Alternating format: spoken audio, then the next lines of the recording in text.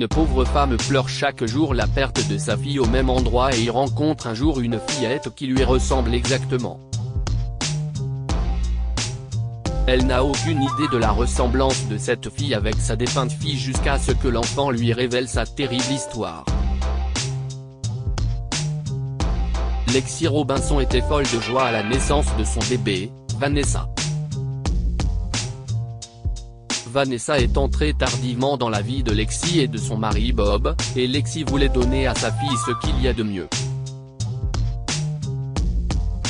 Cependant, Bob était entièrement concentré sur sa profession et accordait bien plus d'importance à ses entreprises qu'à leur enfant.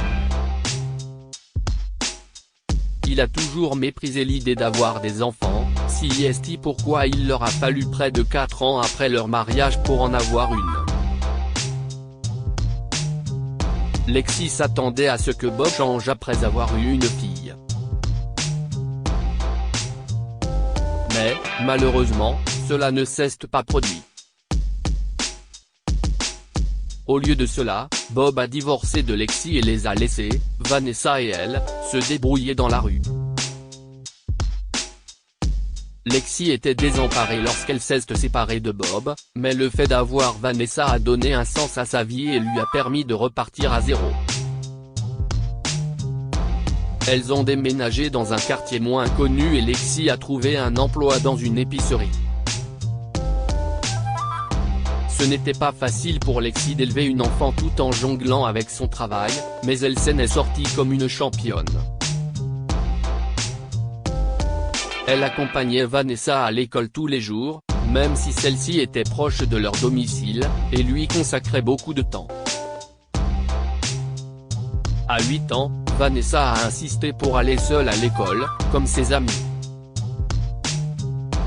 Elle prétendait que ses camarades se moquaient d'elle parce qu'elle était la seule à aller à l'école avec un parent. En fait, Lexi était très protectrice à l'égard de Vanessa, car elle avait peur de la perdre et ne voulait pas la laisser seule. Cependant, devant l'insistance de la petite fille, elle a cédé. 2 ans ont passé. Vanessa a eu 10 ans et elle est devenue plus responsable en réalisant que sa mère était une mère célibataire et qu'il n'était pas facile pour elle de faire les choses toute seule. Par conséquent, la petite fille a apporté sa contribution partout où elle le pouvait, que ce soit en l'aidant à la maison ou en prenant les poubelles et en les transportant jusqu'au bac. Cette année-là, le matin de l'anniversaire de Vanessa, Lexi préparait un gâteau pour elle lorsqu'elle s'est retrouvée à court d'œufs et de farine. Elle a demandé à Vanessa d'aller en acheter au supermarché voisin et d'être prudente en traversant les rues. Près d'une demi-heure s'est écoulée et Lexi était tellement préoccupée par les décorations de la fête et les autres préparatifs qu'elle n'a pas pensé que Vanessa était partie depuis longtemps. Elle s'apprêtait à l'appeler pour lui demander où elle se trouvait lorsque leur voisine, Madame Perkins, est entrée en trombe dans sa maison par la porte d'entrée. Lexi. Vanessa. Elle a eu un accident. Il l'emmène à l'hôpital, a-t-elle dit frénétiquement.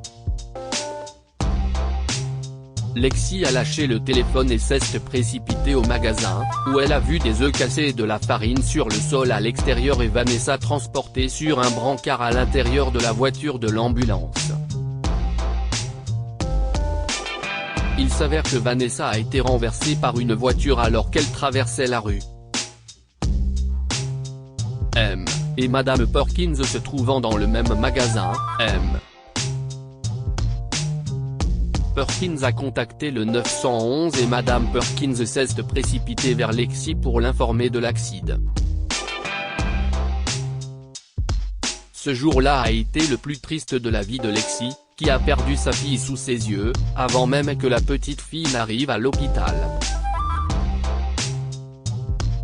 Vanessa ne reviendrait jamais, et Lexi était tellement bouleversée qu'elle n'a même pas eu la force d'organiser les funérailles.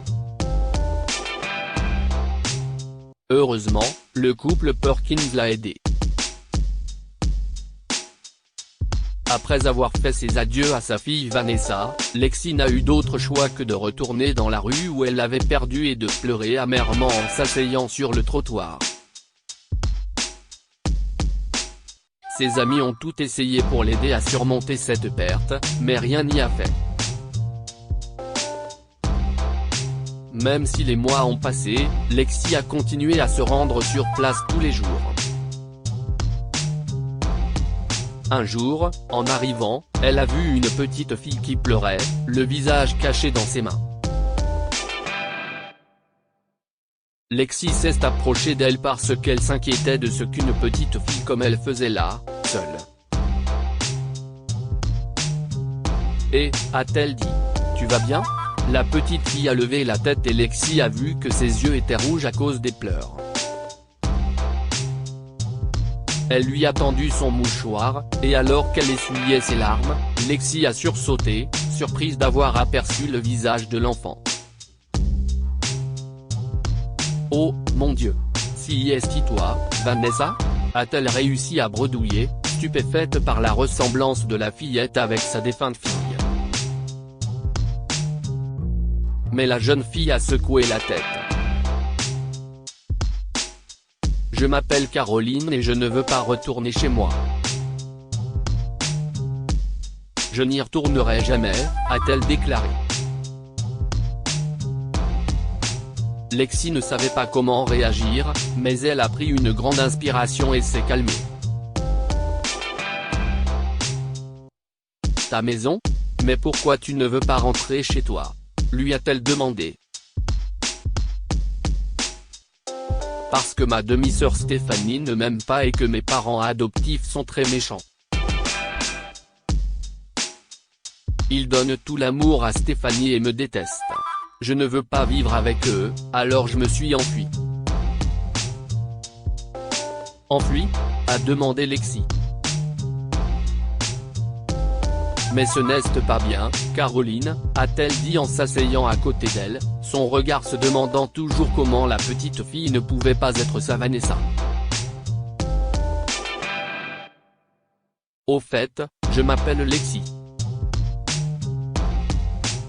Je peux venir chez toi et leur parler si tu veux.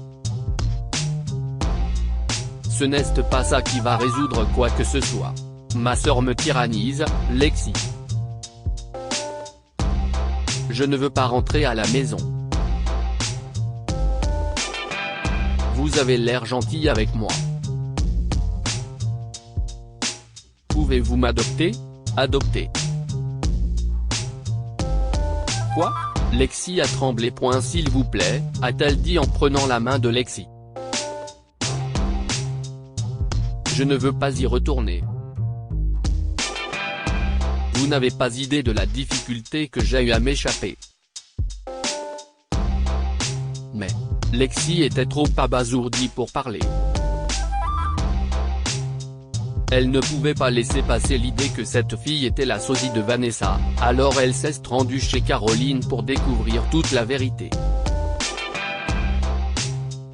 Elle a également appelé la police pour assurer Caroline qu'elle serait en sécurité, et lorsqu'ils sont arrivés, elle a découvert que ses parents adoptifs l'avaient recueillie quelques mois auparavant. Elle a également observé comment la mère adoptive de Caroline s'est emportée contre elle et l'a poussée à faire des tâches ménagères pendant que Stéphanie était assise sur le canapé du salon et souriait à la pauvre Caroline. Lexi s'est rendu compte que Caroline n'a pas menti au sujet des mauvais traitements qu'elle a subis. Elle a donc demandé aux policiers de la laisser accueillir Caroline jusqu'à ce que son cas soit résolu, en précisant qu'elle était au courant des mauvais traitements subis par la fillette dans la maison de ses parents adoptifs. Caroline a également insisté pour rester avec elle, et une fois les références de Lexi vérifiées, les policiers ont accepté. Cependant, Lexi pensait toujours à la ressemblance entre Caroline et Vanessa.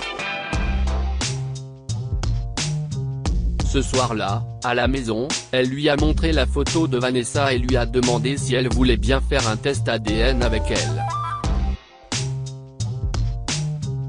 Caroline est choquée de voir que Vanessa lui ressemblait comme deux gouttes d'eau. Elle me ressemble. Si est ma sœur, a-t-elle lancé. Je ne sais pas, Caroline, a avoué tristement Lexi. Mais nous pouvons le découvrir. Faisons un test ADN demain. Ça ne te dérange pas, n'est-ce pas? Non, Lexi. Vous m'avez sauvé de mes parents adoptifs.